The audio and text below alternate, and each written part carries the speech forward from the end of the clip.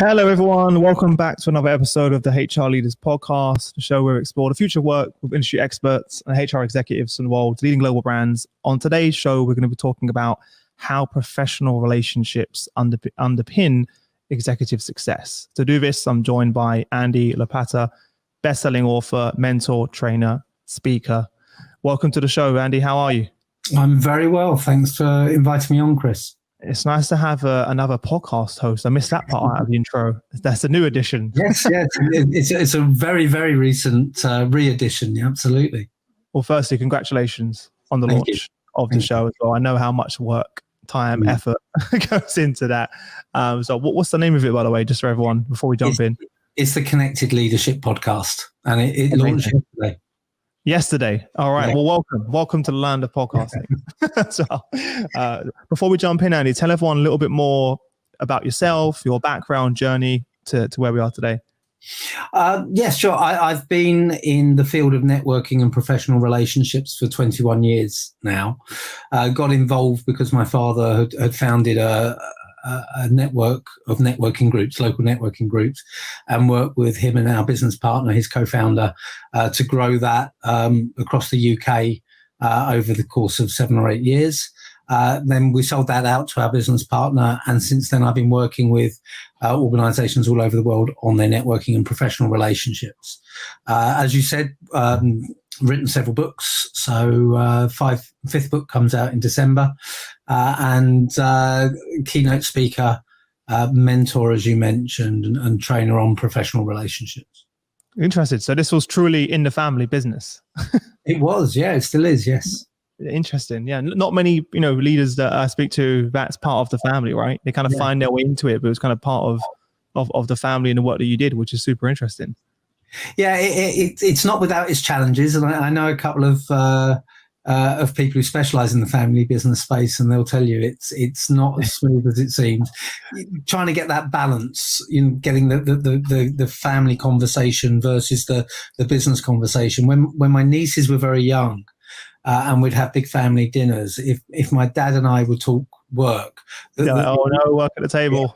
Yeah, well, the business was called BRE, Business Referral Exchange, and they would just squeak, BRE alert, BRE alert. We had to stop straight away. Yeah, but it brought my dad and I closer. We weren't the most similar people, certainly interest-wise. And after a fractious first couple of years, with a few tantrums, probably both ways, probably more me, it brought us closer over the years, definitely. Yeah. I think that's part of it though, right? My co-founder Shane's like my best friend. I'm saying that now, but he's over the other side of the room saying, no, I'm not your best friend. Maybe it's one-sided, but you get into kind of heated debates and the scrap now and again, but that's kind of part of it. It's what makes us stronger, because that difference of opinion it actually elevates us, because we're constantly challenging each other. And then that elevates us, the business, and what we do, because we're constantly challenging the status quo and trying to look for new ways to innovate and push ourselves beyond our comfort zone. That's a good thing. But because we're so close and we grew up, as friends, that also is a big challenge when you get into business together. So people do need to bear that in mind. It's not for everyone. Definitely. Funnily enough, I delivered a presentation early this afternoon, and on LinkedIn afterwards, someone's just asked me, just before we joined up on air, I talked a lot about developing deeper professional relationships and moving not to friendship necessarily, but towards that level. Yeah. And she said, what do you think about the other way around? And I said, I wouldn't rule it out, but you have to think about it and be very clear about expectations and agreements and so forth. Yeah, there's not many friends that I would get into business with, I'll be honest. But it kind of just made sense with me and Shane. And also we'd worked together for quite a few years in an organization environment for someone else for a while together. So we understood that dynamic before we jumped in to the deep end and said, let's start a company together as well, which sometimes can end in disaster as well. What was the inspiration behind this new book? Obviously, I came across you through, Connected Leadership, how professionals' relationships underpin is a hit of success, which is your book that just came out. What was the inspiration behind this new book? So when you say the new book, are you talking about Connected Leadership or the next? I forget that you've got this new book, but then you've got another new book. So let me. Connected Leadership. I can't keep up with how many books. So this is relatively new, right? So I know you've got another one coming out. as well. But tell me more about this book first before we get into I have books are like buses with me. I brought out books in 2005 and 2006, 2 in 2011 and 2 in 2020. So they're like buses. So Connected Leadership is actually my lockdown book. It's a lockdown project. We got into the start of lockdown and I was already looking at pivoting my business and repositioning what I was known for away from networking and everyone's perception of that word and using the term professional relationships much more broadly. I needed to get into a position where people understood what I meant by professional relationships and how it was relevant to them, and really position myself within that leadership space, because the trouble with the word networking is people immediately put it at a quite junior level, and that's not really the work I was doing. It's not really reflecting it. And what happened is over the late months of 2019 and the early part of this year, I was delivering talks on professional relationships specifically for the first time. And that led to a lot of new material. And, as soon as you start moving into a different area, new ideas come to you. And I developed a few new theories around that. And I wanted to get that message out there. And I started what was originally just going to be a tips book or an ebook, but I ran the chapter headings past someone in my mastermind group who's a very senior talent leadership expert in a big organization. Basically, his response, said, this is not a tips book. It's not an ebook. It's a book. So I went away and started writing to see what would happen. And in 2 weeks, I'd written a new book. I love the way you made it seem so easy, by the way. For someone like me, like, we had 2 weeks to write another book. Well, the fun thing is bringing 2 books out in a year, and they couldn't be more different. I know they are very different. Yeah. And they're different. They're not just in content, but in style, because in Connected Leadership, it's me just dumping my ideas on the paper and ordering them so that they're usable for the reader. For Just Ask, which we'll come on to, it's me interviewing a lot of people about their experiences and a lot of experts and tying it together. That's taken 3 or 4 years. So one took a few weeks, the other's taken 3 or 4 years and has gone through several versions and styles and formats before we got it right. So it's not always easy. Connected Leadership just it would just flow out, which was great. So let's jump into that in more detail. Why do great leaders rely so heavily on professional relationships? What do you mean by that?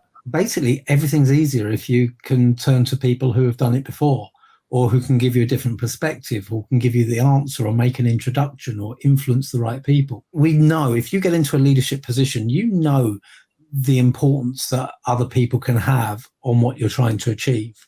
My frustration is that it's not often treated with the seriousness it should be. I think if you look at most of the challenges facing leaders, whether it's taking the business in a new direction and taking the team with them, whether it's adapting to key changes or to a merger, whether it's bringing new growth, bringing new opportunities in, whatever it might be, and there's many more. In each of those cases, you can say, if we take people with us, if we have the right relationships with the right key people, this is going to be easier. But you have so much training around all of those other elements, but very little is said about building strong professional relationships.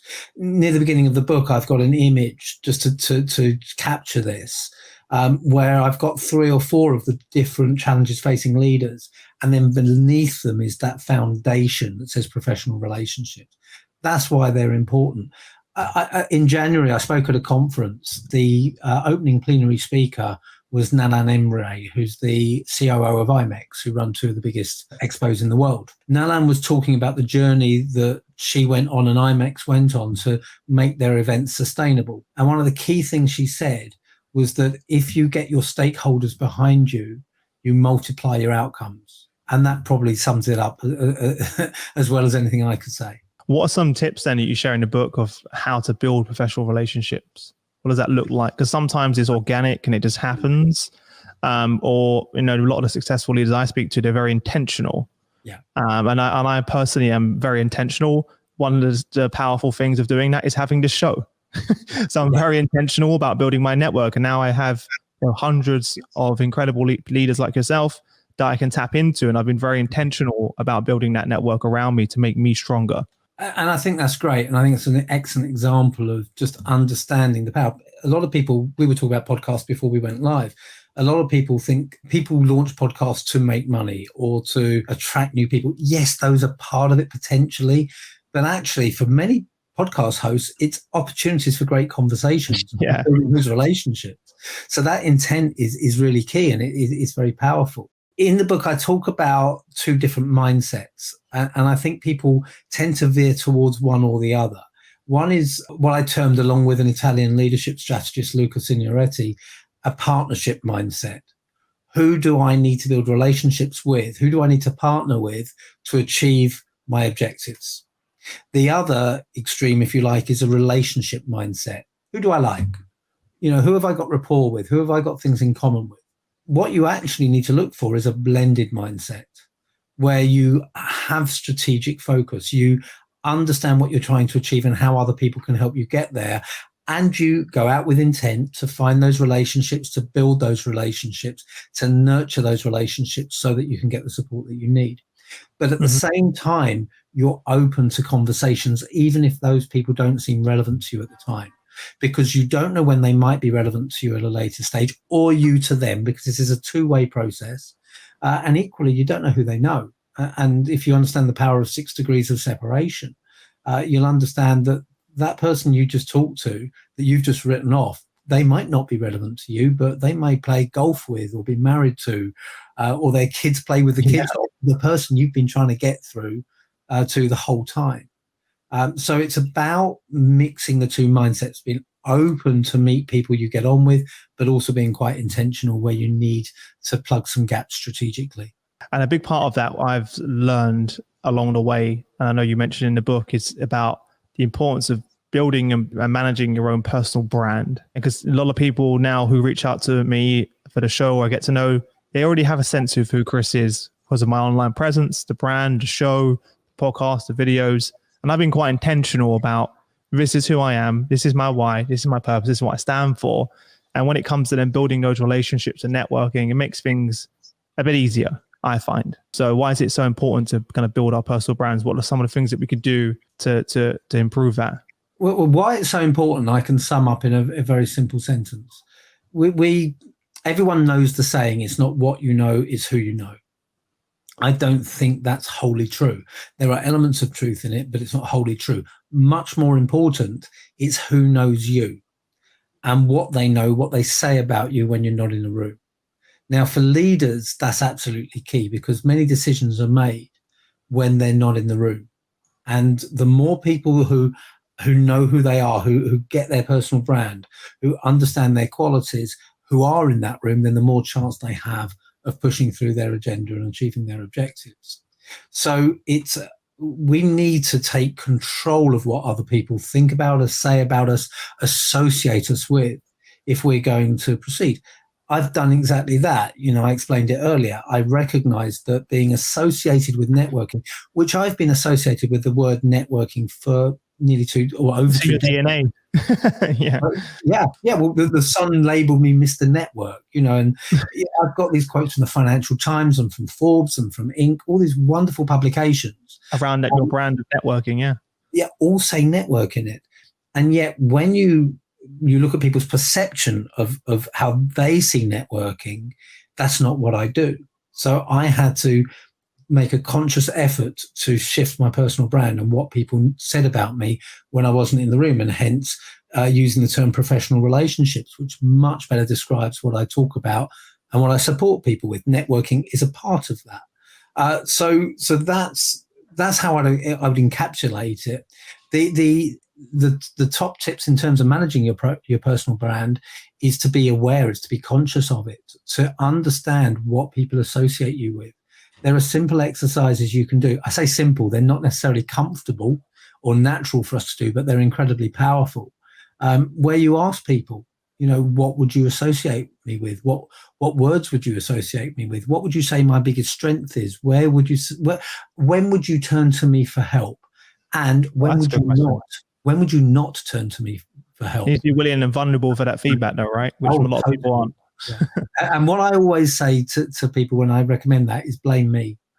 Because I'll normally suggest that as part of the program that I'm running, and I would say, just tell people, look, I know it's awkward, but I'm on this. Would you do that? I'm assuming you do that one-to-one, right? Not in a group setting. Well, yes, yeah, you would do that. The mentee or the trainee would do that one-to-one with people. I did it for myself. After years of suggesting it, I went on a program and they got me to do it. And I was like, oh, you mean I've actually got to do what I preach? And it was uncomfortable, but it was illuminating. What did you learn from that? I was really delighted that most people struggled with the negatives, which I didn't expect, to be honest. And it was predominantly positives. But where some constructive criticism and feedback came back, one person sat down with me. I'm trying to remember the exact details because it was a few years ago. But I was almost too keen to help people and pushing my ideas onto them a little bit too much. What makes people close up? Yeah. Let people give people the space to make their decisions. So I listened to that. He gave me a very useful and clear example of a mutual friend where I'd done that, and I was able to adapt my behavior. Yeah, it's not comfortable sitting and listening to an old friend criticize you, but it's about how you take it and your mindset. I want to grow. I want to improve. And if I don't get the constructive feedback or feed forward, as I know a few people call it, then how am I going to grow? If all I want to be is surrounded by bubble wrap, you need people to tell you the truth. Colleen McKnight, thanks for joining us on LinkedIn. She had a great acronym that she put in there that says, PIE, P-I-E, performance, image, exposure. Yeah, I think that's a great way of thinking about it and actually keeping it top of mind. So thanks for that, Colleen. PIE comes from some research from Harvey Coleman. As you say, it's performance, image, exposure. Harvey Coleman looked into the factors that went into promotions, and performance, which people think is the number one factor that leads to promotion, accounted for 10%. Image was 30%, exposure was 60%. And if you think about that, if people don't know what the job is, image, they don't understand what qualities you bring to the table, you're not going to get promoted. And if nobody knows about it, or the wrong people, or the right people don't know about it, exposure, you're not going to get the promotion.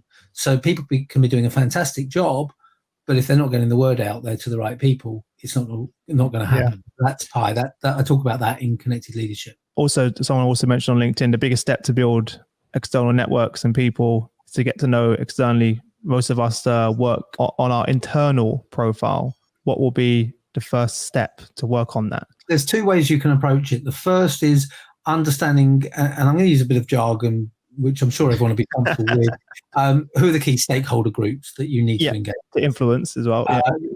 And within stakeholder groups, I think there's three types of people you need to engage with: people who influence, people who introduce, and people who give you information, ideas, and insights. And what you can do, I have a relationship matrix. Look at your objective, you identify the stakeholder groups, you identify who you know within those stakeholder groups, and how they can help you within those three I's: influence, intermediary or introducer, and information, ideas, and insight.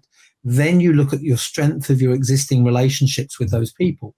So if you see someone who is an influencer and you have a relationship with them, but it's not strong enough, that tells you need to develop that relationship. If you see you have someone who's an influencer, you have a strong relationship, but they're not influencing on your behalf at the moment, this goes back to personal brand, you look at how you're communicating your message to them and when you're asking them for help. And if you see people who are influencers but you don't know them, you go and find the introducers and get the introduction. Yeah. Mm-hmm. So that's a very strategic approach. The other approach, I'm a big fan of cognitive diversity, the importance of cognitive diversity. In other words, surround yourself with people not just like you. Get different ideas, different experiences, different perspectives. So one thing you can do to build your external network is go and network with people you wouldn't normally engage with. Go to, if you're in property, go to an IT-based event or group. What I've discovered is everyone has the same challenges generally. I run sessions, I work across sectors, and I run masterminding sessions in my programs where people get together to solve their challenges. Everyone, when briefing me, says our challenges are unique, and yet it's the same challenges that come up time and time and time again. But people in IT will approach those challenges to people in sales with different mindsets. So just go out and learn about other sectors, find out what challenges they're facing, get different perspectives, different ideas. What do people in other sectors think is going to happen, in their sector, in the economy over the next months? Even internally, right? because I remember when I used to, which I actually got told off for by my CEO, which is kind of strange looking back, but I would message people in different departments in my business, head of the product team, and be like, I'd love to go for lunch today and just learn more about what you guys are working on. Same with, marketing and finance. And because I was just interested to get and understand how, because it was straight, the way the business was set up was like sales was on one floor, marketing is on another floor, finance another, and we never interacted whatsoever. Yeah. I thought that was quite strange. So as a young person, just eager to learn, so I used to kind of message people and be like, I'd love to go for lunch and just learn more. And it was really insightful to get an understanding of, this is actually what I'm selling, but here's the impact it's making. Here's how they add value. And there's a real true respect then and understanding of what everyone's bringing to the table. And I could tap into those relationships when I wanted to influence certain decisions in the business. I wish I could say I understood what the value of what I was doing at the time. It was more of just curiosity of what do I actually do up there as well. Yeah. You and I are carved from the same stone from the sound of it, because my first permanent job, or first two permanent jobs after leaving university, were in the civil service. I remember in my second placement for a couple of years, we had flexi time, which meant that you had to work X number of hours per week in whatever way you did. So a lot of my colleagues would have the shortest possible lunch break, and they would sit at their desks all day. When lunch came, they would put their files to one side. I'm too old to have had computers in those days. And they'd pick their sandwiches up and they put them in front of them, eat their sandwiches, put the sandwiches back and get their files. I would be going out to the pub for lunch every day with people from all over the building. And I was looked at as a bit strange for doing that. Now, I'm not going to pretend I knew what I was doing either. You just enjoyed a pint at the pub, let's be honest. I just hated my job as well. But what's really interesting is that one of my sort of best friends there, she supervised one of the departments we were most reliant upon. And she told me 20 years later, when we reconnected, that her team would go to bat for me every time, but they would actively resist my colleagues who never made any effort to engage with them. And I didn't know what I was doing, but that was the output. I remember, and it's, thinking about what I went on to do for a living, public speaker about networking and relationships, it's quite bizarre that I did this so many years before. Yeah. But we used to have late opening to the public on Wednesdays for team meetings. And it used to be just each team would get together and talk about what they needed to.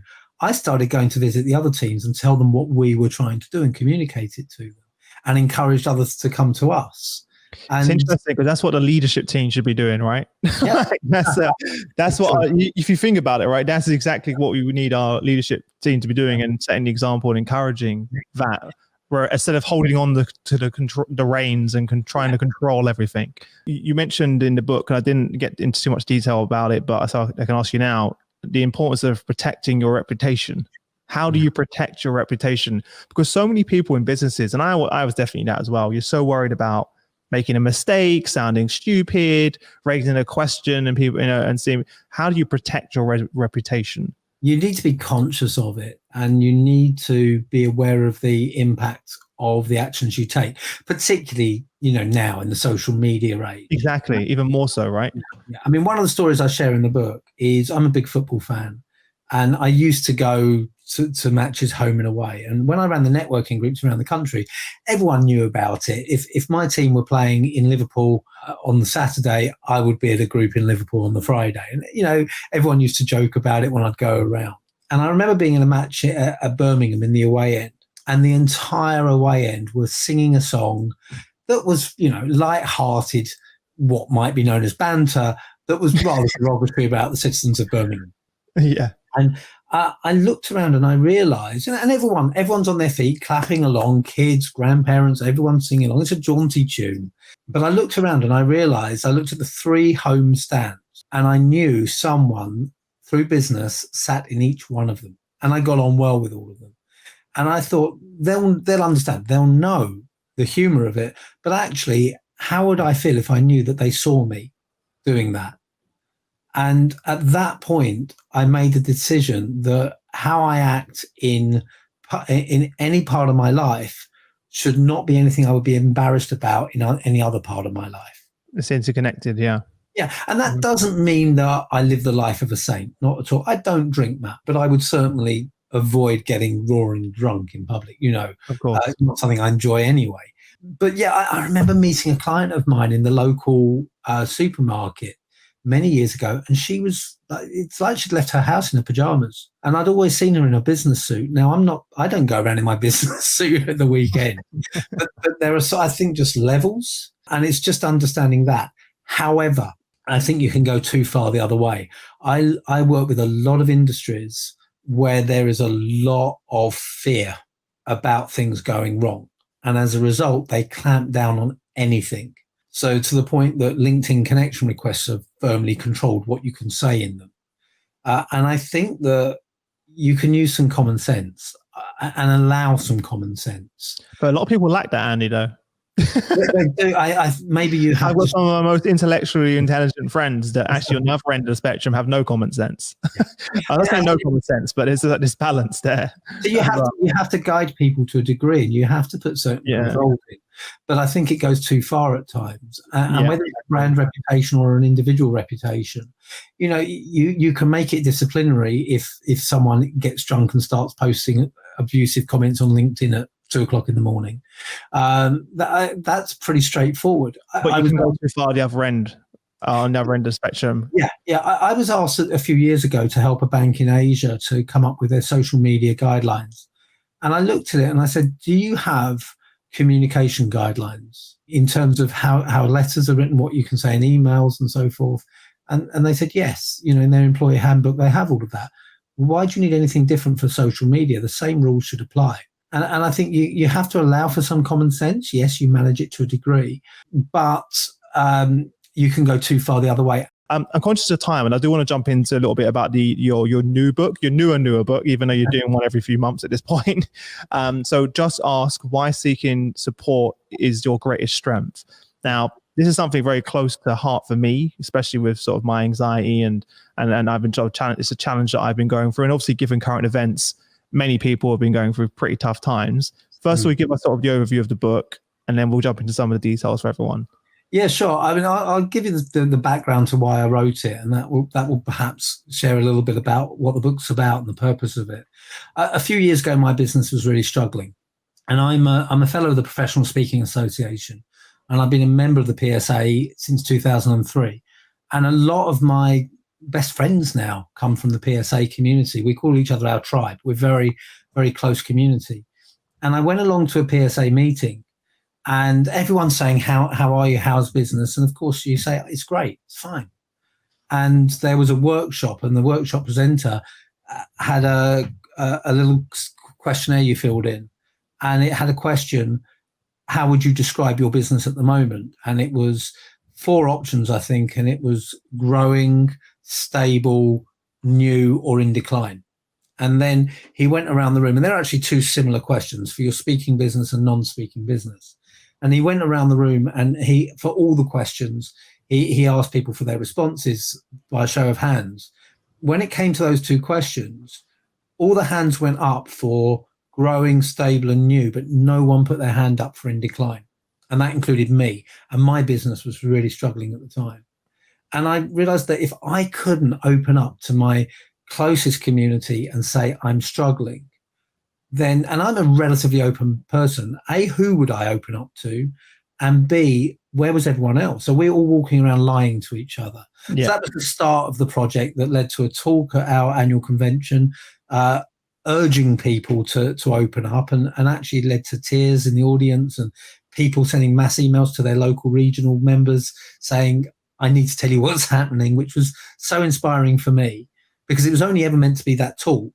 And then it grew from there. So the book is designed to encourage people to open up and ask for help, whether it is for the smallest thing. I don't know how to do this on this project, and I don't want to, look like the perfectionist. I need to show, okay, I don't know. It's okay to say that. It's okay. Yeah. Or whether it leads to it's more about mental health challenges. So it's dedicated to a former colleague of mine who sadly took his own life during this period. There are several stories from people from all over the world in a whole range of situations. And I haven't done a count, but there must be 3, 4, or 5 attempted suicides. I haven't announced this yet because we've agreed it in the last couple of days.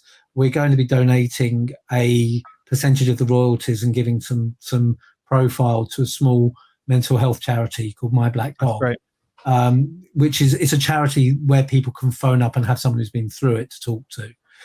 So you might be asking, what's it got to do with networking and professional relationships? But it's about having a network of people you trust and you feel comfortable turning to and asking for help. And it's a mixture of stories and expert advice. I look at cultural differences, gender differences, generational differences. I interviewed 2 leading politicians, James Cleverly and Joe Swinson, about do we allow our politicians to be vulnerable? So I think we get this wrong at the very top by telling politicians that if you say you don't know, or you say you can't show a chink in the armor, right? At all. Yeah, at all. We're seeing that now. I mean, I'm not a huge fan of the current British government, but hell, they're getting ripped apart for every. Okay, there are a lot of U-turns, to be fair, but for every single admission. Yeah. So I look at it from the very top as well. What was your biggest learning moment through because I know again, from speaking to some of your peers and other authors, you learn so much from writing these type of books. What was your biggest learning that you want to share with everyone? I think my biggest learning, and it's not something I didn't know, but it was rammed home, is that we're all struggling. We all have a story. And so many of the people that you look up to, when imposter syndrome kicks in, you think, I wish I could be like them. If you knew what was happening in the background, some of the stories I got from people who are inspiring, powerful speakers who had attempted suicide, in one case more than once, but you never knew it. It just changes your relationship with yourself and your own vulnerabilities. There's a lot I took from the book, but if looking for one thing, I think that knowledge that no one's infallible and we're all struggling is so important. It's interesting because I've spent all of my life focusing on like sports and physical well-being. Yeah. And not once have I actually focused on, the importance of my mental health and well-being, and focusing on that, which is something I'm starting the journey on now in the next few months, actually, with a therapist. For the first time, I've finally taken that step to really seek help, not just outside of my network, but actually kind of to understand the triggers, kind of where this is all coming from, as well. And I want more people to take action on that as well, because it's one thing having your network and opening up to people, which is really helpful. That alone has been huge for me. I actually haven't had an anxiety attack since, just for perspective, because before I felt alone and isolated, and then I'll have an anxiety attack, and if I couldn't get hold of my mum, there was no one else I wanted to talk to about it, right? Which led to more anxiety. But I do encourage people just to reach out to friends, family, and reach out to me if you're struggling. But also, it's important to take the next step, which took me a long while to do it, but now to actually seek help, and that's also okay as well. We go to the gym, we have a personal trainer, right? We see a lot of sports. You see a lot of sports stars, right? They have a physical coach and they have a mental coach, right, for the mental game. But for some reason, in business and in life in general, we don't do that. It's really cool a thing to do if you're an NBA player or a football player, to have a mental coach, right, a therapist. But for some reason, outside of that, there's a stigma attached that no one really wants to talk about. As well. I'm a member of a health community, if you like. It's personal training online. I'll be surprised, Andy, that you've got a community there. The man of all communities. But here's the thing: it's like personal training online. That's how I saw it. They're called Rock Solid Health, but it's not just personal training. They talk about your mental well-being as well. They talk about the importance of managing that and looking after that, and the community aspect is there. So you're not just following the exercises and the regimes, but you're talking to each other and supporting each other in the way. So within that physical well-being space, mental well-being plays an absolutely key role. Well, look, Andy, I'm going to have to let you go at some point. I feel like we have to do episode 2. Well, first of all, if there's a parting piece of advice you give to everyone, what would that be? And then where can people check out more about your work, follow you? Obviously, we've got the link in the chat for the podcast already, but where else can we connect with you? Yeah. So in terms of a final tip, I would say very simple. Look at what you're trying to achieve, whether it's for your career or whether it's in your role, and ask yourself a simple question. How can someone else help me get there? And then work out who that other person is, what you need to ask for. If the relationship isn't strong enough, you'll know that. What's the next step you can take to build the relationship? So next time you feel comfortable asking. And if the relationship is strong enough, just ask, in the words of the book. In terms of reaching me, as soon as you learn how to spell my surname, I'm pretty easy to find because it's a bit more unusual. It's all right. It's on the screen for everyone. Everyone can see it. Yeah. So my website, andylopata.com or lopata.co.uk, they'll both take you to the same place. On social media, linkedin.com /in/networking strategy. If you want to connect on LinkedIn, please mention this conversation. I tend to leave impersonal connection requests from people I don't know until I have time, and I don't have a lot of that. There you go. There's a tip there, right? Make sure, and the same for me, by the way. I was going through my connection requests yesterday, and I only accept the ones where people send me a message saying, watch the show, love to connect with you, and there's, I'm like, okay, there's a bond there. Whereas otherwise, I just get, hundreds of people that I don't really know why we're connecting. Because I do reply to them to give them a chance, but that takes time, and that's getting harder and harder. Make it easier. Yeah. Twitter, search for my name. Instagram, connecting is not enough with underscores between each word. I'll link them in the description for Andy. So you send me them over. I'll link them in the description for everyone. There you go. I'm pretty easy to find.